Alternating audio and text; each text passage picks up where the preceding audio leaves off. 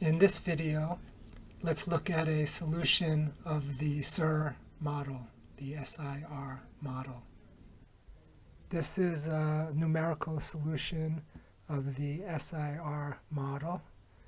The x-axis is non-dimensional time. The y-axis are the dependent variables, the susceptibles, the infectives, and the removes, normalized by the size of the population. So a value of 1 means the whole population. These are two solutions. This is this red, blue, and green are the basic reproductive ratio of 3. And this group of red, blue, and green are the basic reproductive ratio of 2.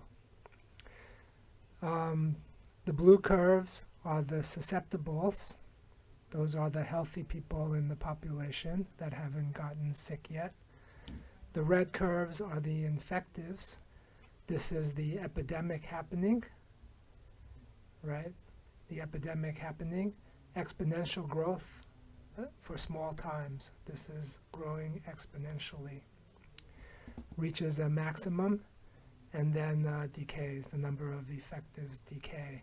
The green curves are the removes, starting at 0, and then as the infectives get removed from the population, increases.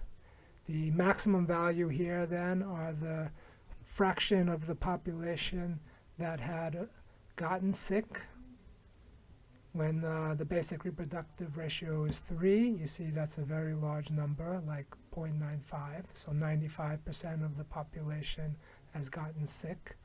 When the basic reproductive ratio is 2, it's a somewhat smaller number, maybe 75 to 80% of the population eventually gets sick. This epidemic curves the infective people as they increase in the population. We see that as we lower the basic reproductive ratio from 3 to 2, we flatten the curve. You must hear about that in the news. Public health officials are trying desperately to flatten the curve. Because if you get too many people sick at one time, you run out of ICU beds in the hospital. You run out of ventilators. So you try to reduce the basic reproductive ratio so that the number of people sick at one time will be less. So you'll have enough beds in the hospital. Also, you'll end up with less people who have gotten the virus, which will translate into fewer deaths. You'll have fewer deaths by reducing the basic reproductive ratio for 2 reasons. The first reason, you won't run out of ICU beds in the hospital, so you'll have enough ventilators for everybody who's sick. The second reason is that you'll end up with fewer people eventually getting sick. Okay, so this is the solution to the model. It gives you an idea, what does it mean to flatten the curve? Reduce the basic reproductive ratio. And what that means is social distancing.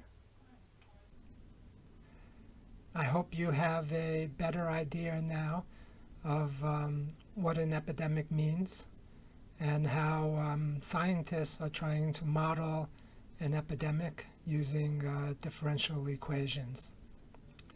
I'm Jeff Chasnoff. Thanks for watching, and please stay healthy during this pandemic.